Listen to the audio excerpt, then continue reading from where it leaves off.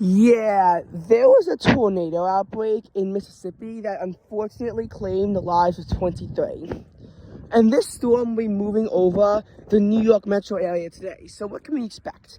First of all, probably not going to see any severe weather. If we see severe weather, it'll be to our south and to our west. Not to have a computer in front of me, but we are not going to really be seeing severe weather today. That's not a concern. However, it is going to bring a bunch of gloomy weather along with it. High temperatures today will probably only be hitting 48, and it will be into the early evening when this happens. So, late in the day. The day will be stuck in the 40s all day. Keep in mind, we've had a relatively nice week of weather ahead of us. On Tuesday, well, after Sunday, which was the first time that New York City hit the 20s all March, with wind chills down into the upper teens. Monday had to be built on that, but it hit the upper 40s. Tuesday brushed on 60 degrees after a low of freezing. Wednesday fell back to the mid-30s before climbing back to the mid-50s. Thursday started off in the mid-40s before finding its way almost to 60 degrees again. And on Friday, the temperature fell all day, but had already plunged its way down to the morning low by 10:30 in the morning.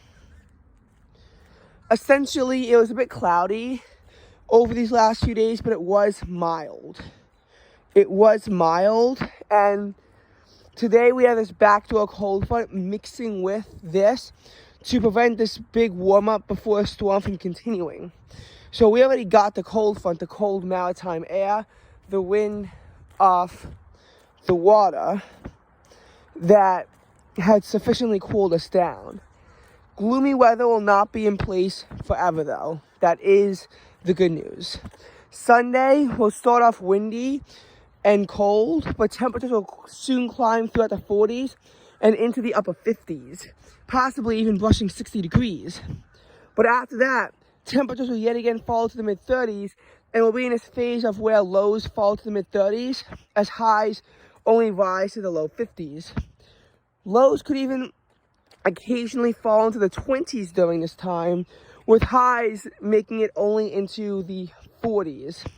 That's going to happen for some time, and especially considering what kind of a failure of a winter we had, March just feels like the same old gloomy weather. It does not feel like spring has sprung yet, and a big reason why is because it never felt that winter could ever get its grip on New York. And because winter could really never get its grip on New York, March, this could normally have been seen as nice weather. We're kind of already used to it, though. And that's, I think, the biggest issue with having a failure of a winter, is that it's harder to appreciate spring until spring can really begin springing, which will likely not happen until April, as I doubt this March will be hitting as high as January or February could achieve. And maybe even December. December did hit 62 at the end of the month.